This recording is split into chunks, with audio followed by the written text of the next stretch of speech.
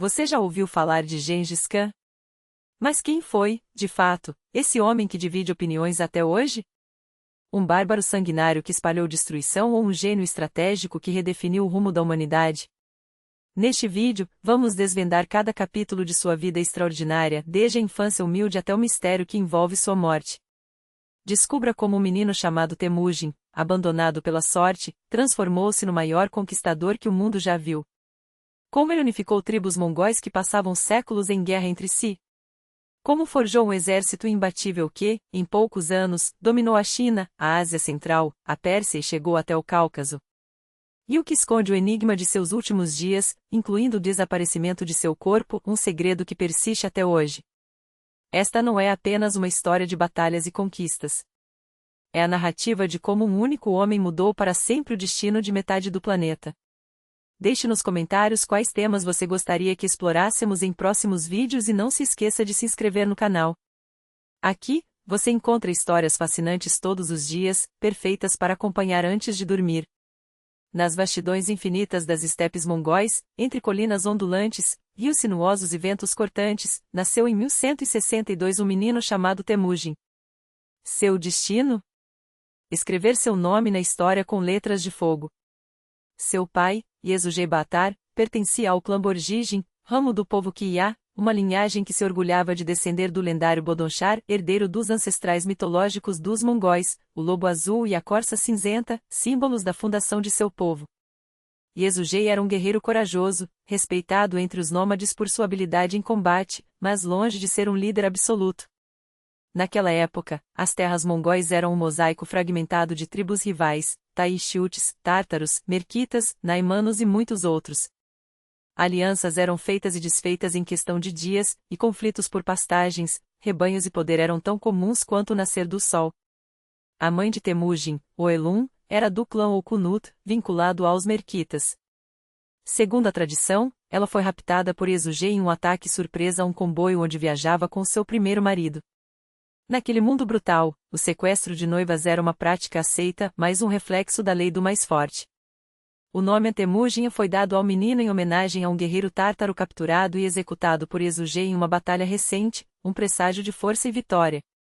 Mas o destino tinha outros planos para aquele garoto.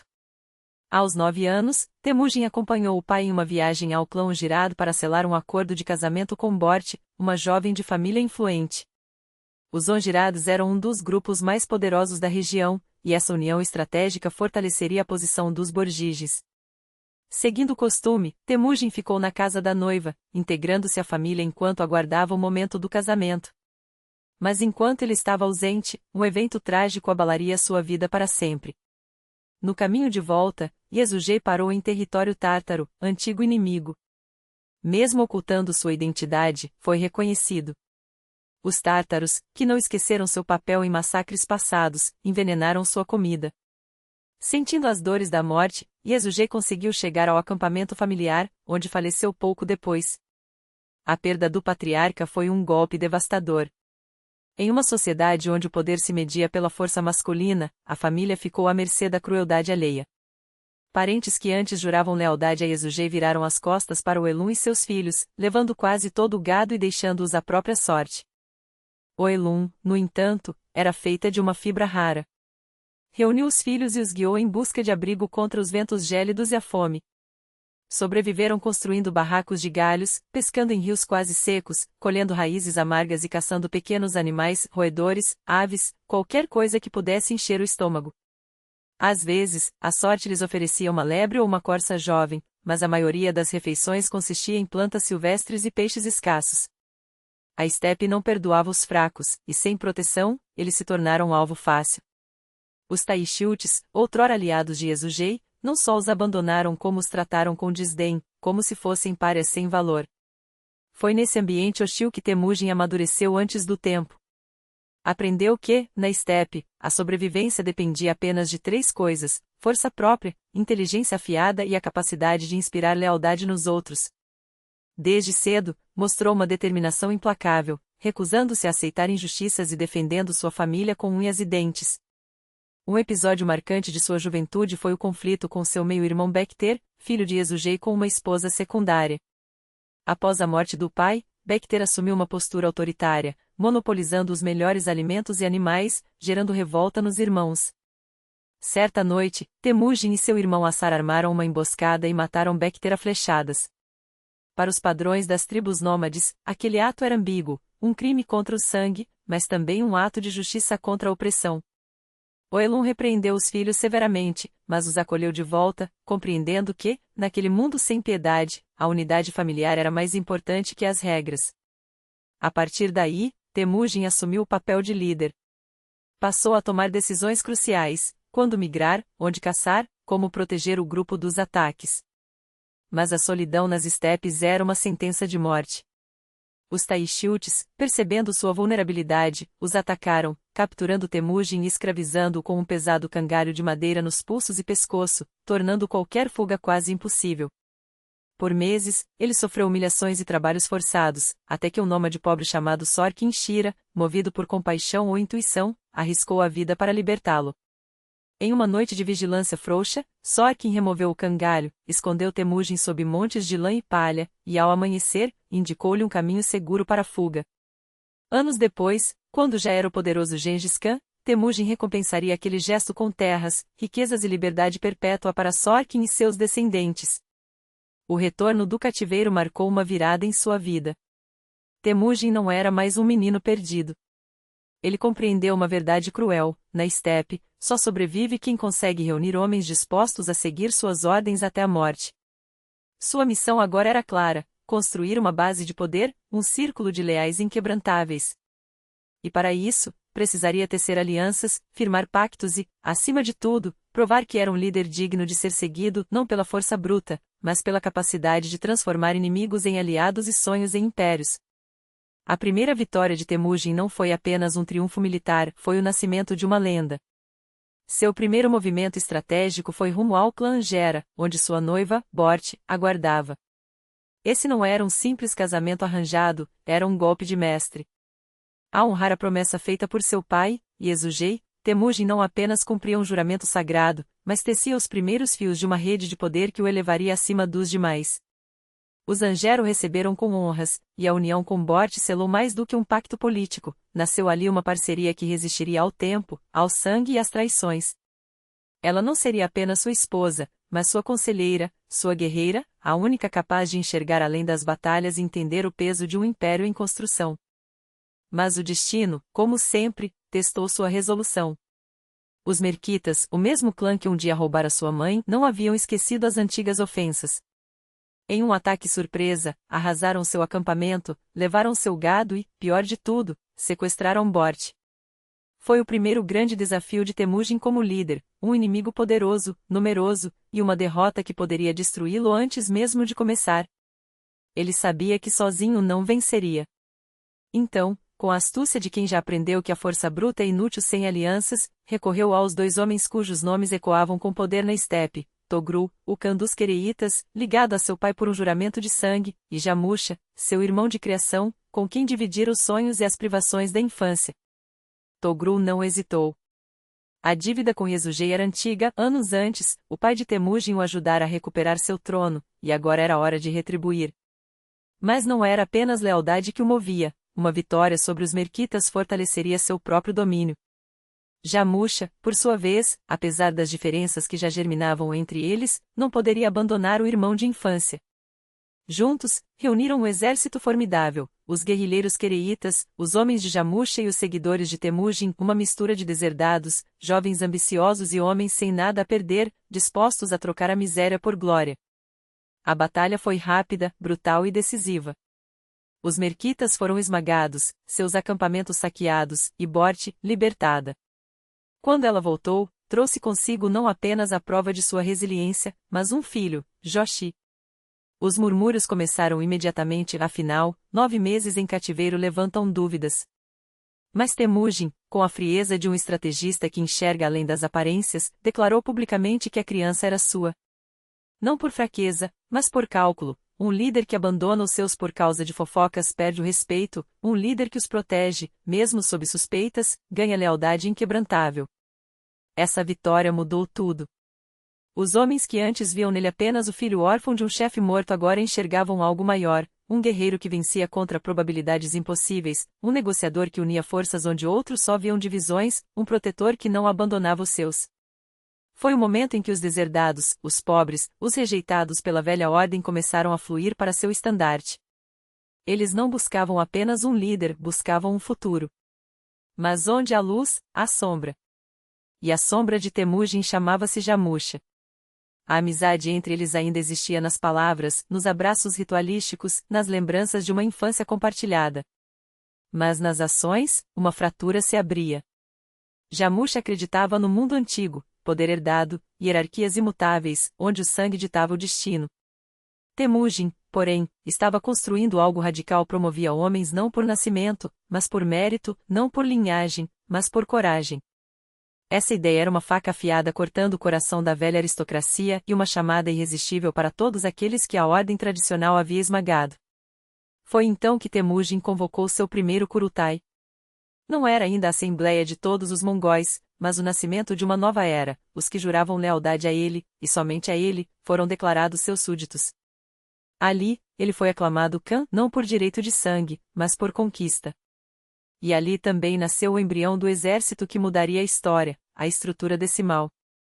10 homens sob um líder, 100 sob outro, 1000, 10.000, uma máquina de guerra onde o talento, não o sobrenome, determinava a posição. Era uma afronta aos costumes, uma revolução silenciosa. Enquanto isso, as alianças se multiplicavam. Os quereitas, agora ligados a ele por vitórias compartilhadas, fortaleciam seus laços. Os uigures, mestres da escrita e da administração, ofereciam algo que a estepe nunca tivera, uma burocracia eficiente. Até os tártaros, inimigos de longa data, foram forçados a negociar.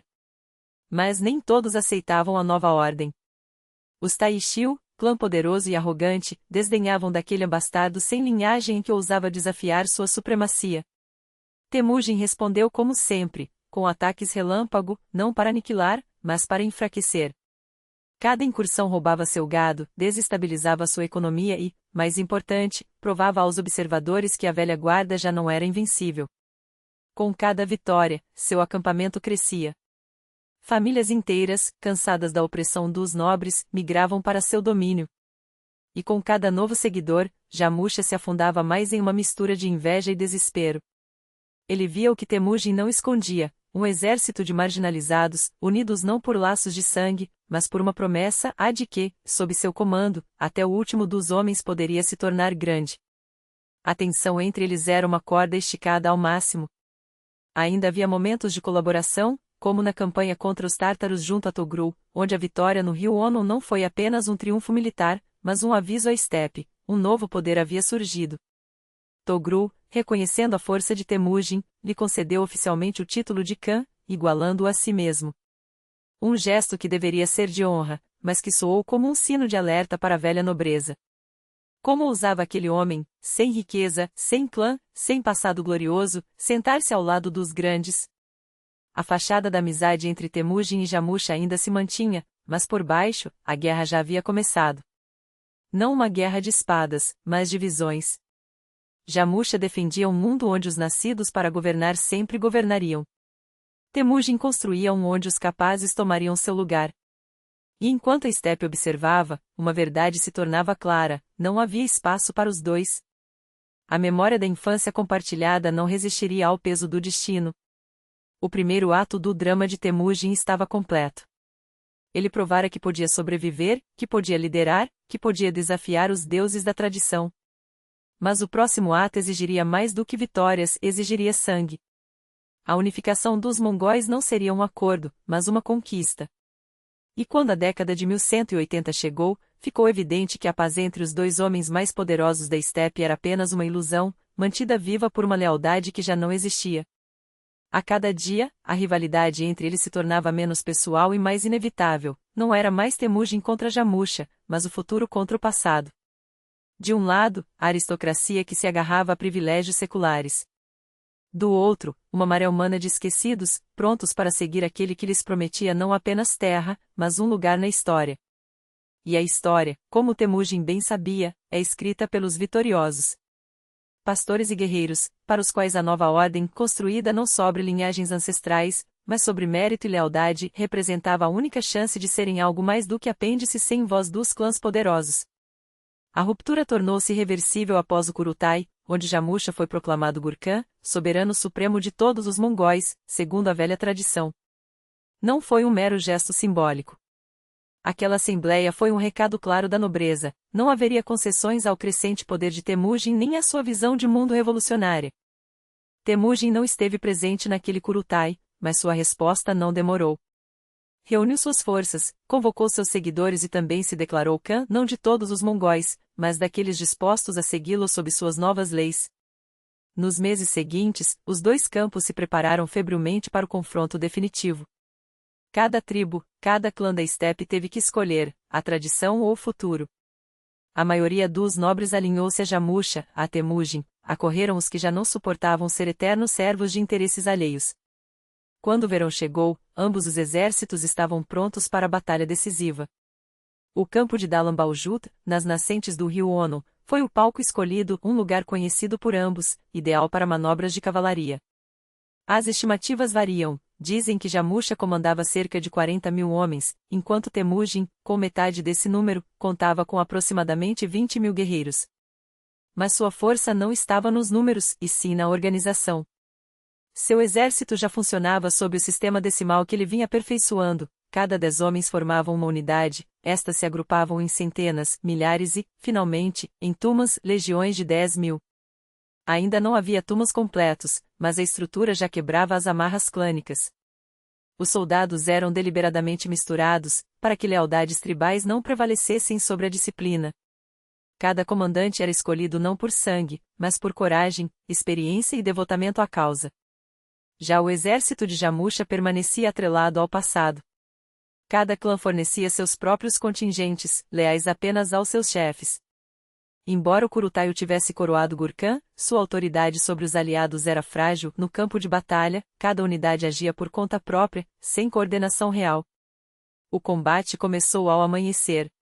Temujin tentou repetir a tática que já lhe garantirá vitórias: ataques relâmpago da cavalaria leve, chuvas de flechas à distância, manobras pelos flancos para desestabilizar o inimigo. Atrás deles, avançavam as forças principais, cavaleiros pesados, armados com lanças e sabres, dispostos em cunha compacta. Nas primeiras horas, a vantagem foi sua. Seus homens agiam como um só, executando ordens com precisão. Vários destacamentos de Jamusha foram dizimados ou dispersos. Por um momento, pareceu possível que a disciplina superasse a superioridade numérica. Mas o peso dos números logo se fez sentir. Jamusha lançou suas reservas, que contornaram os flancos de Temujin e atacaram pelas laterais. A situação se invertera. As linhas começaram a ceder, a retaguarda entrou em pânico. Quando os primeiros destacamentos recuaram, o medo se espalhou como fogo em palha seca. Ao meio-dia, a derrota era inevitável. A ordem desmoronou. Alguns fugiram para as florestas, outros lutaram até a morte. Muitos de seus companheiros mais próximos caíram. Alguns foram capturados. Temujin, com um punhado de fiéis, tentou refugiar-se nas montanhas, mas dias depois foi aprisionado. O que se seguiu ficou marcado como um dos capítulos mais sombrios das guerras das estepes. Jamusha ordenou a execução de 70 dos principais seguidores de Temujin. Os cronistas registram que foram cozidos vivos a uma expressão que, mais do que literal, simbolizava uma morte lenta e pública, projetada para aterrorizar qualquer um que ousasse desafiar a antiga ordem. Temujin, no entanto, foi poupado. Os motivos permanecem obscuros, talvez resquícios de uma antiga irmandade, talvez um gesto calculado de clemência, ou a crença de que humilhá-lo e destruir sua base seria punição suficiente. Enganaram-se. Após semanas em cativeiro, Temujin foi libertado, possivelmente pela pressão de facções da nobreza que reprovavam os excessos de Jamusha. Mas, em vez de desaparecer, ele voltou com uma determinação ainda maior. O fracasso havia sido sua maior lição. Entendeu que, mesmo reformada, sua antiga estrutura militar ainda carrega vestígios do passado. Enquanto houvesse espaço para lealdades clânicas, a fragilidade persistiria. Foi então que rompeu de vez com o sistema tribal. Doravante, cada dezena, cada centena, cada milhar seria composta por homens deliberadamente misturados, de modo que nenhum clã pudesse agir como uma facção independente. Ao mesmo tempo, endureceu a disciplina, deserção, covardia, retaguarda desordenada, ocultação de saque ou insubordinação passaram a ser punidas com rigor absoluto, sem distinção entre o filho de um pastor miserável e o neto de um chefe nobre. Mas sua verdadeira revolução foi na lealdade. Cada guerreiro agora jurava fidelidade não a um clã, mas ao clã e à comunidade que lhe representava. Seu poder não se baseava em nascimento, mas em um pacto, proteção, justiça, participação nos despojos e, acima de tudo, a promessa de que o mérito, não o sangue, determinaria o lugar de cada um. Pouco a pouco, a força voltou a se agrupar em torno dele. Homens chegavam porque ali encontravam algo que a velha nobreza jamais oferecerá: regras claras, justas e acessíveis a todos. Não era preciso ser filho de um líder para comandar, bastava ser bravo, leal e trabalhador. Até o final da década, o exército de Temujin era novamente uma potência em ascensão. Até mesmo clãs que antes o desprezavam começaram a reconsiderar sua posição, percebendo que aquele homem não desapareceria, não se renderia, não seria esquecido. Assim terminou aquele período sombrio, da derrota esmagadora ao renascimento de uma força sem precedentes. À frente, aguardava o grande Kurutai, que não apenas mudaria o destino de Temujin, mas reescreveria a história da Mongólia para sempre. No início do século X, a estepe mongola já não reconhecia a antiga ordem, sustentada por laços de sangue, alianças seculares e um equilíbrio de poder sempre instável. Em 2 décadas, Temujin havia desmontado sistematicamente esse sistema. Seus principais adversários agora se reduziam a 3 grandes potências: os Queraites, os Tártaros e os Naimanos. Ricos, bem armados e enraizados nas tradições, eles resistiam com unhas e dentes à nova era. Os Taishilds e os Merquitas, outrora temíveis, haviam sido esmagados em campanhas implacáveis, seus acampamentos queimados, seus rebanhos saqueados, os sobreviventes absorvidos à força pelo exército de Temujin, onde perdiam sua identidade tribal para se tornarem parte de algo maior. A destruição final dos Taishilds foi o resultado de uma série de ataques relâmpago, nos quais não houve trégua: quem não era morto, era assimilado. E agora, a primeira grande prova. O próximo teste de fogo seria o conflito com os Queraites. Durante anos, Togru, o clã Querai, havia sido aliado e protetor de Temujin, um vínculo que, em outros tempos, salvara sua vida. Mas o poder cresce como uma sombra que se estende, e quando Togru percebeu que seu antigo protegido já não se curvava, mas ofuscava, tentou eliminá-lo. A traição foi sua ruína. Temujin não esperou pelo golpe e reuniu suas forças, agora engrossadas não apenas por seus guerreiros leais, mas também por desertores Queraites, que, lendo o vento da história, abandonavam um líder vacilante para se juntar ao vencedor. Em 1203, as planícies tremeram com o choque das hostes. A batalha foi curta e brutal. O exército Querai desmoronou como areia sob uma tempestade. Togru fugiu, mas sua fuga foi tão patética quanto seu reinado. Seus próprios homens, cansados de derrotas, cortaram-lhe a cabeça como oferta de redenção. Os sobreviventes Queraites não tiveram escolha. Foram absorvidos, diluídos na máquina de guerra de Temujin, onde suas antigas divisões tribais se dissolveram como sal na água. Não havia mais Queraites, apenas mongóis. Mas a sede de vingança de Temujin ainda não estava saciada. Os Tártaros, o povo cuja inimizade com seu clã remontava ao veneno que matara seu pai, Yezugei, eram os próximos. Em 1202, seu destino selou-se em um campo de batalha onde a terra ficou vermelha. Pela ordem de Temujin, todo homem tártaro autossuficiente para alcançar o eixo de uma carroça foi executado. Mulheres e crianças foram distribuídas entre seus guerreiros como espólio. Não foi apenas justiça, foi um aviso gravado a sangue: resistir era sinônimo de aniquilação. Restava o último e mais formidável obstáculo: os Naimanos. Ricos, numerosos e bem armados, dominavam as terras a oeste da Mongólia sob o comando de Kuchlug, um líder que sonhava com um império próprio. Em 1204, as forças de Temujin marcharam contra eles. A disciplina de ferro de seus soldados, forjada em anos de campanhas implacáveis, esmagou a resistência naimana. Kuchlug fugiu, primeiro para os Karakitai, depois mais a oeste, onde sua sombra ainda assombraria outros reinos, mas nunca mais a Mongólia. Com os naimanos destruídos, o último suspiro de resistência se apagou.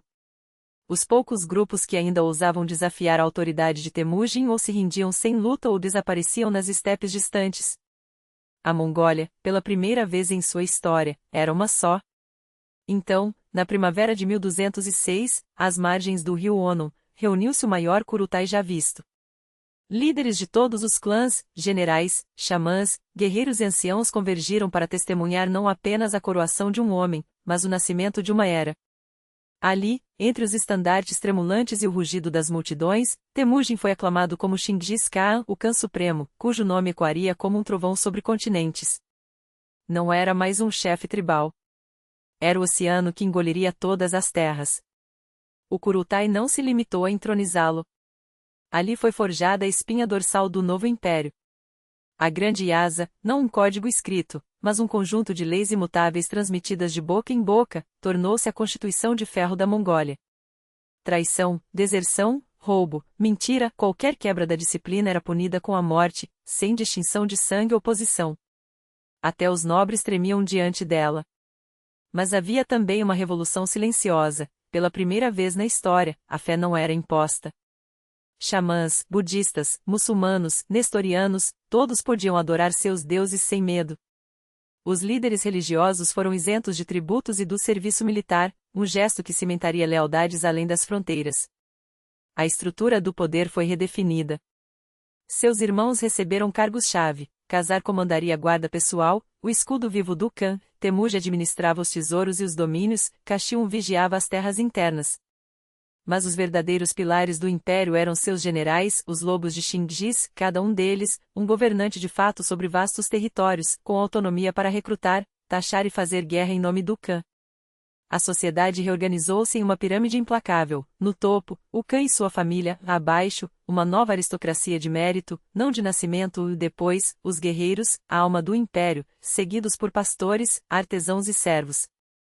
Até os escravos tinham uma saída: provar sua lealdade no campo de batalha e ascender. Quando Kurutai terminou, Chingis Khan já não era apenas o senhor da Mongólia. Era o arquiteto de um futuro que se estenderia muito além das estepes. Seu olhar agora se voltava para o sul, onde as ricas cidades da China, as rotas da seda e os reinos sedentários aguardavam, inconscientes de que a tempestade já se formara no horizonte. Porque um império forjado na guerra não pode parar. E Xingji sabia, ou seus lobos devorariam novos territórios, ou se voltariam uns contra os outros. A primeira presa seria a dinastia Jin, cujos muros e riquezas há muito tentavam os mongóis. Mas antes, havia um cálculo a ser feito. Os Jin não eram nômades, suas cidades eram fortalezas de pedra, seus exércitos, disciplinados. E eles tinham um histórico de manipulação das tribos da estepe, alimentando divisões, corrompendo líderes. Chingis não esquecera como os Jin haviam apoiado seus inimigos, os Keraites, os Naimanos, na esperança de mantê-lo fraco. Nem esquecera a humilhação dos tributos que a Mongólia era obrigada a pagar, como um cão mendigando ossos. Agora, a dívida seria cobrada com juros de sangue. Mas a guerra contra os Jin não poderia ser travada sem preparação. Em 1209, seu primeiro movimento foi contra o reino Tangut de Xixia, um estado tampão entre a Mongólia e os domínios Jin. Os Tanguts, embora formalmente vassalos dos Jin, jogavam um jogo perigoso de equilíbrio. Chingis não lhes deu escolha. Seu exército cercou a capital, Zongsin, e após um cerco implacável, os Tanguts curvaram-se. Não foram destruídos, ainda não, mas obrigados a pagar tributo e fornecer tropas. Era um teste. E eles falharam em resistir. A mensagem era clara: os muros da China não eram intransponíveis. E quando, 2 anos depois, a horda mongola, entre 90.000 e 100.000 guerreiros, cruzou a Grande Muralha como uma enxurrada por sobre uma barragem podre, os generais Jin entenderam tarde demais que estavam diante de algo novo. As guarnições de fronteira caíram sem luta, seus comandantes rendendo-se antes mesmo que as primeiras flechas fossem disparadas. Eles sabiam, resistir era morrer e render-se, talvez, viver. Mas Chingis não se iludia. Sabia que as verdadeiras batalhas ainda estavam por vir. Porque além das muralhas, esperavam não apenas exércitos, mas cidades. E tomar cidades exigia mais do que cavalos e arcos. Exigia engenhos de cerco, estratégia, paciência e uma crueldade calculada para quebrar vontades. A guerra havia começado. E desta vez, o mundo inteiro tremia. Não bastava a força bruta. As cidades chinesas não eram apenas muralhas e soldados, eram labirintos de pedra, armadilhas de engenharia, fortalezas projetadas para esmagar invasores sob o peso de sua própria ambição. E Chinggis, que nunca aceitou limites, soube que precisaria de mais do que cavalos e flechas para vencê-las. Precisaria dos homens que as construíram. Foi então que os artesãos conquistados, uigures, tangutes, chineses, tornaram-se suas armas mais letais. Eles conheciam os segredos das máquinas de cerco, das torres móveis, dos arietes que esfacelavam portões como se fossem palha. E sob o chicote mongólico, esses mestres da guerra estática transformaram-se em arquitetos da destruição. As primeiras grandes campanhas explodiram em Hebei e Shanxi, onde as legiões de Chinggis avançaram como uma praga, queimando depósitos, cortando estradas, reduzindo fortificações a escombros. Mas foi em Yanjin, o coração estratégico do norte, e em Datong, a sentinela dos passos montanhosos, que o mundo viu o verdadeiro rosto da guerra mongólica. A estratégia era simples. Brutal. Eficaz. Primeiro, o cerco. Um anel de aço cortava qualquer suprimento, qualquer esperança. Depois, a pressão. Catapultas arremessando rochas do tamanho de cabeças, tarados esmagando portões, fogo devorando tudo que o vento levava. Se a cidade se rendia, seus habitantes ganhavam a misericórdia de Chinggis, a vida, em troca de ouro, homens e submissão eterna. Se resistissem, então o sangue corria como rio, os sobreviventes eram arrastados em correntes, e das cinzas só restava um aviso para os próximos: não desafiem o céu. Mas o verdadeiro teste veio com Chengdu, a antiga Dadu, a futura Pequim, onde as muralhas pareciam tocar o céu e os graneiros transbordavam de grãos para anos de resistência. Em 1213, os mongóis bateram às suas portas. Por meses, a cidade aguentou, enquanto as máquinas de guerra de Chinggis cuspiam morte e os defensores respondiam com as primeiras bombas de pólvora que a China já conhecera. No fim, um acordo, a rendição em troca da vida. Mas os mongóis não esquecem traições. Quando um distrito ousou se rebelar, a resposta foi um banho de sangue.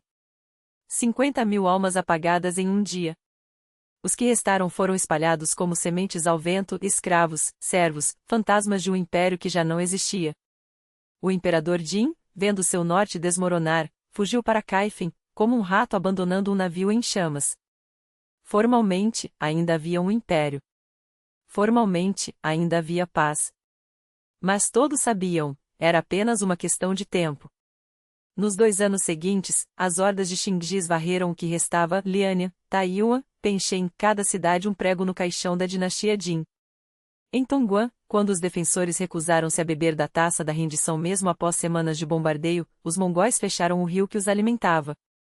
Sem água, sem esperança, caíram em 3 dias. Pela primeira vez, Chinggis não conquistava apenas terras, conquistava sistemas. Cidades que pagavam tributos. Povos que juravam lealdade.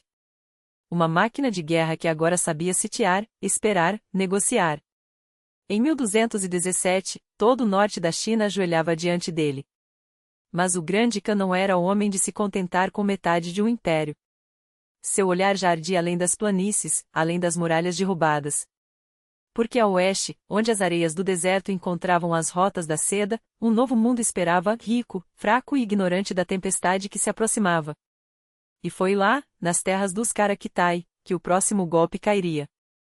Aqui, no coração pulsante da Ásia Central, onde as rotas comerciais se entrelaçavam como veias de ouro, os mongóis encontraram não apenas riqueza, mas o primeiro grande teste de sua ambição. Era o reino dos Khavarismianos, um império que, no alvorecer do século XIII, ainda se erguia como colosso entre o Mar Cáspio e as montanhas do Afeganistão. Um estado com exércitos disciplinados, uma burocracia afiada como lâmina e cidades que brilhavam como joias no deserto. Mas acima de tudo, era um império que, sem saber, já estava condenado. Tudo começou com um gesto de paz. Ou assim parecia.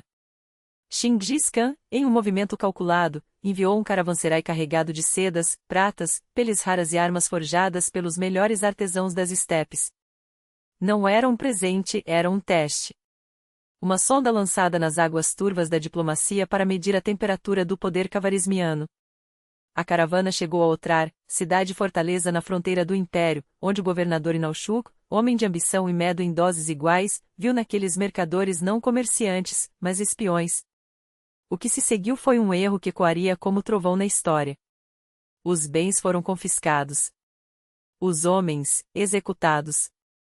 E quando a notícia chegou aos ouvidos de Chingis Khan, não houve fúria imediata, houve algo pior, um silêncio gelado, carregado da certeza de que a resposta seria escrita não com palavras, mas com sangue e fogo. Ele ainda deu uma chance. 3 emissários foram enviados à capital cavarismiana com uma demanda simples: punir o governador, devolver os bens, restaurar a honra. A resposta foi um ultraje tão grotesco que até os cronistas, acostumados às brutalidades da época, estremeceram ao registrá-lo. Um dos emissários foi decapitado. Os outros 2 voltaram com os rostos marcados a ferro em brasa, uma mensagem que, nas tradições das estepes, não era um insulto, mas uma declaração de guerra total. Foi o suficiente. O Kurultai foi convocado. Os generais se reuniram sob a bandeira dos 9 estandartes brancos. E quando a decisão foi tomada, a máquina de guerra mongólica começou a girar com uma precisão que o mundo ainda não havia visto. 200.000 homens, um número que fazia tremer até os impérios mais antigos, foram mobilizados. Não era um exército. Era uma enxurrada. A estratégia era simples em sua genialidade: esmagar o inimigo antes que ele soubesse que estava sendo esmagado.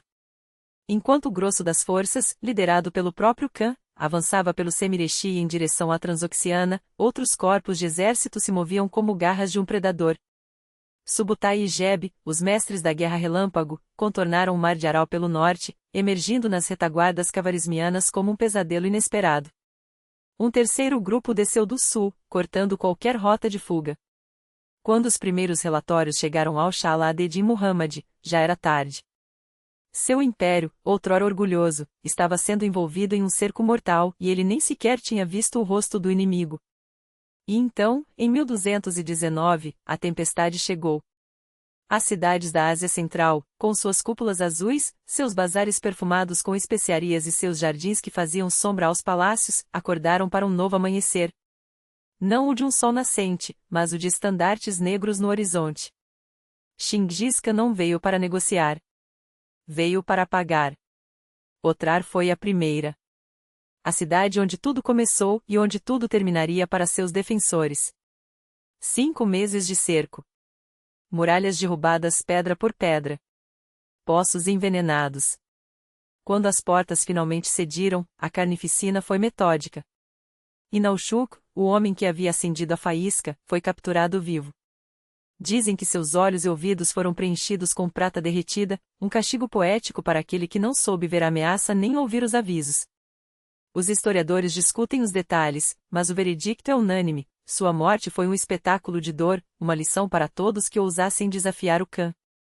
Com Otrar reduzida a cinzas, o caminho para Bukhara e Samarca estava aberto. Bukhara, a pérola do Islã, caiu sem resistência. Seu exército, confiante demais em sua própria força, saiu para enfrentar os mongóis em campo aberto e foi varrido como folhas no vento. Quando Chingis Khan entrou pela porta principal, não como conquistador, mas como juiz, suas palavras ecoaram como uma maldição: sou o castigo de Deus. Se não tivesses cometido males, Deus não teria enviado a mim. Samarca, a joia da coroa cavarismiana, resistiu mais. 40.000 soldados. Elefantes de guerra. Mercenários de além das fronteiras. Mas os mongóis não lutavam apenas com espadas, lutavam com terror. Bloquearam a cidade.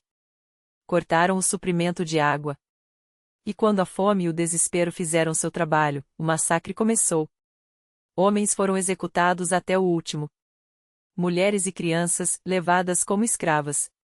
Só os artesãos, ourives, ferreiros, engenheiros, foram poupados, arrancados de suas casas para servir ao novo império. O Shah al-Din, enquanto isso, fugia como um espectro, perseguido pela sombra de Subutai e Jeb, até encontrar seu fim solitário em uma ilha do Cáspio, onde a doença o levou antes que a lâmina mongólica pudesse fazê-lo. Mas o pior ainda estava por vir. Urgen, a última fortaleza, erguida entre pântanos e rios como um desafio aos deuses, tornou-se o palco do ápice da fúria mongólica. Meses de cerco. Engenhos de guerra arrastados sobre pontes flutuantes. E quando as muralhas finalmente ruíram, a ordem foi clara: não deixar pedra sobre pedra. Os cronistas falam em centenas de milhares de mortos. Os historiadores modernos questionam os números, mas não a brutalidade. Urgem foi apagada. Não conquistada. Apagada. E assim, o que restava do Império Khwarizmiano desabou como um castelo de areia. As cidades que resistiram Mer, Nishapur, seguiram o mesmo destino. Em Mer, dizem que os mongóis mataram até os cães. Em Nishapur, por ordem de Tolui, filho de Chinggis, não sobrou vivo sequer um bebê, em retaliação pela morte de um parente da nobreza mongólica. Quando a poeira baixou, a Ásia Central já não era a mesma. Onde antes havia reinos prósperos, agora havia silêncios. Onde antes ecoavam os gritos dos mercadores, agora só se ouvia o trote dos cavalos mongóis. E no centro desse novo mundo, Chinggis Khan olhava para o horizonte, onde outros impérios, os Abássidas, os Jin, os Song, ainda sonhavam em segurança. Eles não sabiam, mas sua vez chegaria em breve. Enquanto as cinzas de Carais ainda esfriavam sob o vento cortante das estepes, as legiões de Chinggis Khan não se detiveram. A máquina de guerra mongólica, após esmagar um império que ousara desafiá-la, não se contentaria com a vitória, ela exigia mais. Não bastava conquistar, era preciso saber. E assim, enquanto o grosso do exército se preparava para retornar ao coração da Mongólia, dois de seus generais mais letais receberam uma missão que mudaria o curso da história. Djeb e Subedê partiriam para onde nem mesmo os mercadores mais audazes se atreviam a sonhar. Seu objetivo? Atrás das montanhas do Cáucaso, além dos mares desconhecidos, nas terras onde o sol se punha sobre reinos cujos nomes soavam como lendas. Não era uma invasão, ainda não. Era algo mais perigoso, um reconhecimento armado. Cada passo deveria ser uma lição, cada batalha uma prova, cada cidade queimada um aviso. Chinggis Khan não queria apenas mapas, queria o medula dos impérios ocidentais, suas fraquezas expostas como feridas abertas. E se algum senhor, algum príncipe ou algum povo ousasse resistir? Então a terra seria regada com seu próprio sangue, até que só restasse pós-submissão. 30.000 cavaleiros, forjados no fogo das campanhas contra os Jin, os Song e os Khwarezmianos, avançaram como uma sombra sobre as estepes do norte do Mar Cáspio. Nenhum exército os perseguia. Nenhum muro os deteria. Vilarejos eram reduzidos a cinzas antes que seus habitantes compreendessem o que os atingira. Rebanhos eram arrebatados, homens feitos escravos, e qualquer força que tentasse barrar seu caminho era esmagada com uma eficiência tão fria que parecia obra de demônios, não de homens. Os povos das estepes, acostumados a guerras entre clãs, nunca haviam visto algo assim, uma máquina que não conhecia piedade, nem cansaço, nem medo. Mas foi nas montanhas do Cáucaso que o aço mongol encontrou sua primeira resistência digna desse nome. Os alanos e os xerquesses, guerrilheiros das alturas, conheciam cada rocha, cada desfiladeiro, cada armadilha que a natureza lhes oferecia. Eles lutaram como leões, transformando os passes em fortalezas intransponíveis, onde os cavalos mongóis tropeçavam e os arqueiros perdiam sua vantagem. Pelas primeiras vezes em anos, os generais de Chinggis Khan hesitaram. Foi então que Djeb e Subedê lembraram uma verdade antiga: quando a espada falha, a língua pode ser mais afiada. Os polovtsianos, nômades das estepes ao norte, odiavam os alanos há gerações. Uma aliança foi proposta não por amizade, mas por conveniência. Unam-se a nós, disseram os emissários mongóis, e dividiremos o butim. Os alanos cairão, e vocês ficarão com sua parte. Os polovtsianos, cegos pela ganância e pela sede de vingança, aceitaram. Não perceberam que estavam selando seu próprio destino. O ataque foi coordenado com uma precisão mortal. Enquanto os polovtsianos avançavam pela planície, os mongóis escalavam os desfiladeiros, flancando os defensores. Os alanos, esmagados entre o martelo e a bigorna, não tiveram chance. Suas aldeias foram saqueadas, seus homens massacrados, suas mulheres e crianças levadas como escravos. Mas quando os polovtsianos, ainda embriagados pela vitória, exigiram sua recompensa, receberam uma lição que ecoaria por séculos: a palavra de um mongol não era um contrato, era uma armadilha. Agora vocês nos servirão, declararam Djeb e Subedê. Ou morrerão. Os polovtsianos recuaram, horrorizados. Seu Khan, Kotia, compreendeu tarde demais que havia trocado um inimigo conhecido por um pesadelo sem rosto. Desesperado, voltou-se para os únicos que poderiam detê-los, os príncipes russos. Por séculos, russos e polovtsianos haviam se degolado em guerra sem fim. Mas diante da ameaça mongólica, até os piores inimigos se abraçam. Mensageiros galoparam até Kiev, até Chernigo, até Galícia, carregando um aviso que soava como um dobrar de sinos fúnebres: eles vêm. E se não nos unirmos, todos pereceremos. Pela primeira vez em décadas, os príncipes da Rússia esqueceram suas rivalidades. Mstislav de Kiev, Mstislav de Chernigo e o temido Mstislav o Audaz de Galícia reuniram suas hostes. Junto com os polovtsianos, formaram um exército de 40.000 homens, uma força que, no papel, deveria esmagar os invasores. Confiantes, avançaram para a estepe, certos de que Deus e a justiça estavam do seu lado. Mas os mongóis não lutavam como homens. Eles não buscavam glória em campo aberto, eles caçavam. Djeb e Subedei recuaram, fingindo medo. Dia após dia, atraíram os russos e polovtsianos para o coração da estepe, onde o sol queimava, a água escasseava e o horizonte se tornava um espelho de ilusões. A disciplina russa se desfez como neve ao fogo. Os príncipes discutiam entre si, cada um seguindo seu próprio plano. Os polovtsianos, desconfiados, mantinham distância. E quando, finalmente, os mongóis viraram-se para a batalha, já era tarde. No dia 31 de maio de 1223, às margens do rio Cauca, o mundo dos eslavos ruiu. Os polovtsianos, impacientes, avançaram primeiro e foram os primeiros a quebrar. Os mongóis os envolveram como lobos a um rebanho, cortando suas linhas de fuga. O pânico se espalhou. Os russos, pegos de surpresa, tentaram formar um escudo, mas seus flancos já estavam expostos. A cavalaria mongólica, veloz como o vento, cortava suas fileiras, isolando cada contingente. Não era uma batalha, era um abate. Só Mstislav de Kiev conseguiu organizar uma defesa. Com os restos de seu exército, ergueu um acampamento fortificado, com valas e estacas. Por 3 dias, resistiu ao cerco, enquanto os mongóis esperavam, observando, como gatos brincando com um rato ferido. No 3º dia, quando a sede e a fome já haviam quebrado seus homens, Djeb ofereceu uma trégua: rendam-se, e suas vidas serão poupadas. Quando os portões se abriram, a promessa foi queimada como papel. Os cronistas contam que Mstislav e seus boiardos foram esmagados sob um estrado de madeira, enquanto os mongóis banqueteavam sobre seus corpos ainda quentes. Os demais foram massacrados sem piedade. Apenas um punhado escapou, entre eles, Mstislav o Audaz, cuja cavalaria conseguiu romper o cerco em uma fuga desesperada pelas estepes. Os mongóis não avançaram mais. Não precisavam. Sua missão estava cumprida. Eles haviam visto o coração do Ocidente e ele estava podre. Os russos, divididos, orgulhosos, incapazes de unir-se mesmo diante do aniquilamento. Os polovtsianos, traidores e traídos. Os povos do Cáucaso, bravos, mas isolados. Nenhum deles compreendia o que os atingira. Nenhum deles estava preparado para o que viria. Quando Djeb e Subedei retornaram à Mongólia em 1224, carregando riquezas, escravos e um mapa de fraquezas, Chingis Khan ouviu seus relatórios com um sorriso que gelava o sangue. O Ocidente era rico. O Ocidente era desunido. O Ocidente cairia. Mas antes, havia uma última conta a acertar. Ao leste, entre as montanhas de Alashan e as águas amargas do Rio Amarelo, o reino de Xixia, os Tangutis, havia cometido o erro final. Traição. Enquanto Chingis Khan esmagava Carais, eles se recusaram a enviar tropas, como exigia o juramento de vassalagem.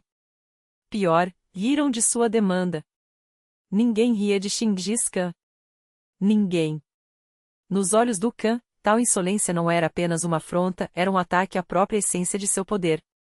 A Império Mongol não se erguera sobre concessões, mas sobre um princípio inquebrantável: cada povo conquistado devia curvar-se sem hesitação.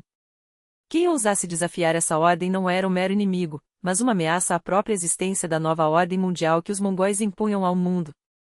E os Tangutis, em sua arrogância, haviam cruzado essa linha. Na primavera de 1226, a máquina de guerra mongol moveu-se novamente. Seria a última campanha liderada pelo próprio Chingis Khan. O primeiro golpe caiu sobre o Enin, ponto estratégico vital, cuja queda abriu as portas para o avanço implacável. Um a um, os fortes ao longo da fronteira ocidental de Xixia ruíram. Os mongóis não se contentavam com a vitória militar, eles destruíam os sistemas de irrigação que sustentavam a vida na região, queimavam os armazéns de grãos, pisoteavam as plantações até reduzir a terra a um deserto estéril. Não era apenas uma guerra, era um extermínio sistemático.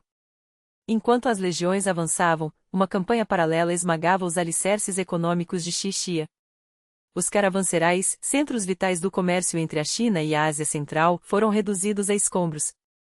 Os mercados, saqueados, os armazéns, esvaziados, as caravanas, interceptadas e destruídas. Em questão de meses, o reino Tangut ficou isolado, asfixiado, condenado à fome. A resistência mais feroz veio de Liangzhou, onde o cerco durou 2 meses de combate desesperado. Quando a cidade finalmente caiu, os mongóis não se limitaram à vitória, destruíram as barreiras que controlavam as águas da região, transformando terras férteis em um deserto de poeira e ossos. Centenas de quilômetros de colheitas pereceram sob o sol implacável. Não havia misericórdia para quem resistia e nem para quem se rendia.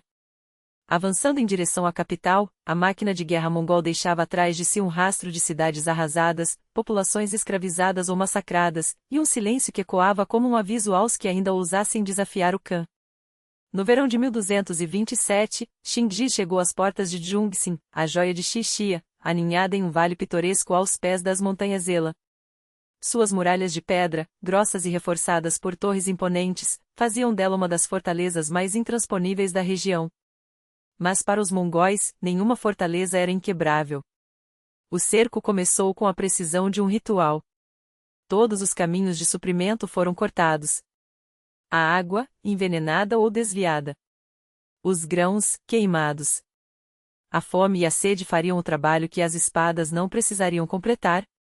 Foi durante esses dias de tensão máxima que o destino interveio de forma cruel. Em uma patrulha ou por um acidente no acampamento, as crônicas divergem, Xingis Khan caiu de seu cavalo. O impacto foi devastador, uma fratura no fêmur ou uma lesão na coluna, pouco importava. O que todas as versões concordam é que, a partir daquele momento, o corpo do Khan começou a traí-lo. A dor era insuportável, a ferida não cicatrizava, a infecção se espalhava. Mas mesmo assim, ele se recusava a ceder. Ainda que confinado à sua iurte de campanha, impossibilitado de montar, Xingis continuava a comandar. Diariamente, os generais compareciam perante ele para relatar o progresso do cerco, enquanto o Khan, com os lábios apertados contra a dor, dava ordens com a mesma frieza de sempre. Nos intervalos entre os espasmos de agonia, ele chamava seus filhos Chagatai, Ogedei, Tolui e os mais velhos Noias para discutir não apenas a guerra, mas o futuro. A divisão do império. A sucessão. A necessidade de esmagar o Song no sul. A preservação da Iasa, a lei que mantinha unidos os povos conquistados. Ele sabia que sua morte não seria o fim, mas um teste, seus herdeiros teriam que provar que eram dignos do legado que ele deixava. Até o início de agosto, Xingis Khan já não conseguia mais se mover. A dor havia se tornado sua sombra constante, mas sua mente permanecia afiada como uma lâmina. Nas últimas semanas, ele reuniu os filhos pela última vez. Suas palavras não eram pedidos, mas ordens gravadas a fogo: mantenham a unidade. Não permitam que o império se fragmente. O mundo ainda não conheceu o verdadeiro poder dos mongóis. Ele falava do sul, dos Song, cuja riqueza e fraqueza os tornavam o próximo alvo. Falava dos filhos de Joshi, cujo sangue, embora questionado, não podia ser ignorado sem risco de guerra civil. Falava de Ogedei, o escolhido, o homem que deveria segurar o império enquanto os irmãos vigiavam as fronteiras. Em meados de agosto de 1227, enquanto as máquinas de cerco ainda rugiam contra as muralhas de Jungsin, Xingis Khan expirou. Sua morte não foi anunciada. Não poderia ser. O exército não podia saber, ou o medo se espalharia como um incêndio. Os inimigos não podiam saber, ou a resistência renasceria como uma hidra. As ordens continuaram a ser emitidas em seu nome. Seu corpo foi colocado em uma carruagem coberta, escoltada por uma guarda de elite, enquanto o cerco prosseguia sem trégua. Jungsin caiu pouco depois. A cidade foi arrasada até os alicerces. Seu povo, exterminado. Xixia deixou de existir. Suas terras foram absorvidas pelo império que agora se estendia do Mar Amarelo às estepes da Europa. Quanto ao corpo de Chingis Khan, ele foi levado de volta à Mongólia em segredo absoluto. Diz a lenda que foi enterrado nas encostas do Khimti, em um local conhecido apenas por alguns. Os que testemunharam a procissão foram executados. Depois, um rebanho de cavalos foi solto sobre o caminho para apagar qualquer vestígio. Até hoje, ninguém sabe onde repousa o homem que mudou o curso da história. Mas a morte do Khan não foi o fim. Foi o início de outra batalha. Uma batalha não por terras, mas pelo poder. Porque o império que ele construíra não era uma herança simples, era um vulcão prestes a entrar em erupção. Quem o sucederia? Quem teria força para segurar juntas as rédeas de um domínio que se estendia de um oceano a outro? Chingis Khan havia deixado um legado e uma pergunta: seria a unidade mais forte que a ambição? O corpo de Chingis Khan foi enterrado em segredo nas encostas da cordilheira Khimti, enquanto o poder central transitava para as mãos de Bort, sua viúva, e de Tolui, o filho mais novo, que assumiu a regência até a convocação do Kurutai. Mas organizar um Kurutai não era tarefa simples. Não bastava reunir os membros da família, era preciso convocar os Noyons, os generais vitoriosos e os representantes de todos os povos conquistados, cujos líderes juravam lealdade ao trono mongol. As distâncias eram imensas, meses, às vezes anos, separavam os senhores da Ásia Central, os governadores da China, os príncipes do Cáucaso e os comandantes das estepes europeias. E foi Bort, com sua autoridade inquestionável, quem evitou que o império se fragmentasse nesse período de incerteza. Com mão firme, ela equilibrou as facções rivais, impedindo que a discórdia entre os herdeiros se transformasse em guerra aberta antes mesmo que o Kurutai pudesse decidir o destino da dinastia. Quando finalmente, em 1229, os líderes se reuniram, a tensão era palpável. O conflito mais explosivo opunha Chagatai aos descendentes de Jochi. Embora morto, o primogênito de Chingis deixará um legado perigoso: seu filho, Batu, já exercia poder real nas terras ocidentais do império. Chagatai, com sua franqueza brutal, recusou-se a reconhecer os direitos dessa linhagem, questionando até mesmo a legitimidade de sua origem. O impasse ameaçava degenerar em sangue até que Tolui interveio. Com um gesto que salvou a unidade mongol, ele renunciou à própria pretensão ao trono em favor de Ogedei, o terceiro filho de Chingis, já designado pelo pai como sucessor. Ogedei foi aclamado não por imposição, mas por consenso, um homem capaz de manter coeso um domínio que ameaçava desmoronar sob o peso de suas próprias contradições. O acordo, porém, não foi uma simples divisão. A Empire permanecia uno sob a autoridade suprema do Chaga, mas cada ramo da dinastia recebia uma esfera de administração própria. Os descendentes de Jochi governariam as estepes ocidentais e a Ásia Central, onde mais tarde floresceria a Horda Dourada.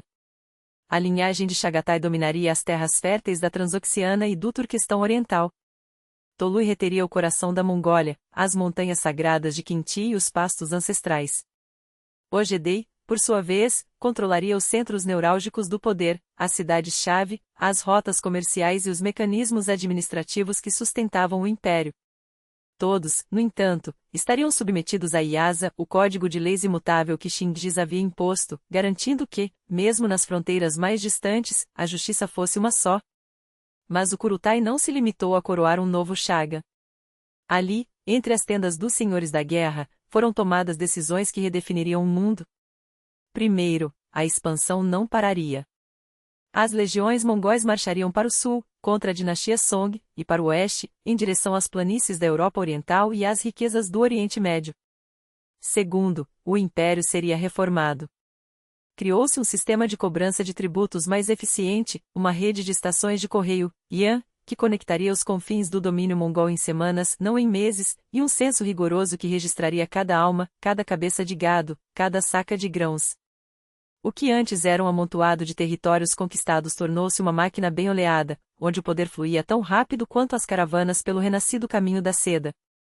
E assim, contra todas as expectativas, a morte de Chingis Khan não marcou o fim, mas o início de uma era ainda mais ambiciosa. O império não apenas sobreviveu, prosperou. As fronteiras se expandiram como nunca antes na história.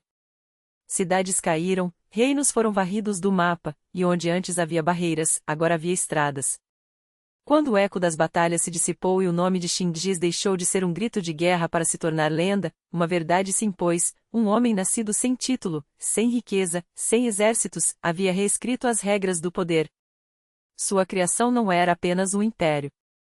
Era um sistema sem precedentes, uma fusão de ordem militar implacável, administração centralizada e uma rede de leis que não faziam distinção entre o nômade das estepes e o mercador das cidades. O que tornava esse império único não era apenas sua extensão, dos bosques siberianos aos desertos da Pérsia, do Pacífico ao Mar Cáspio, mas sua capacidade de funcionar como um organismo vivo. A Iasa não era apenas um código, era a espinha dorsal de uma civilização em movimento. Um camponês chinês e um príncipe russo, um mercador muçulmano e um xamã mongol, todos estavam sujeitos às mesmas regras, aos mesmos castigos, aos mesmos direitos. E em um mundo onde a intolerância religiosa alimentava guerras santas, Xingiz decretou algo revolucionário: a liberdade de culto. Mesquitas, igrejas, pagodes e templos xamanistas erguiam-se lado a lado, desde que seus fiéis jurassem lealdade ao Shaga. O comércio floresceu como nunca. O caminho da seda, outrora interrompido por guerras e saques, tornou-se uma artéria pulsante, por onde circulavam não apenas sedas e especiarias, mas ideias, inovações, artistas e sábios.